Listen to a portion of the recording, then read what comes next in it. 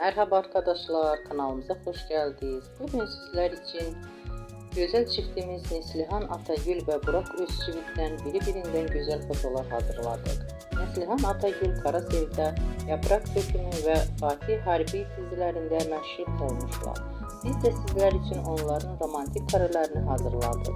Bu videoların devamlı gelmesini istiyorsanız kanalımıza abone olup yorum yazmayı unutmayın.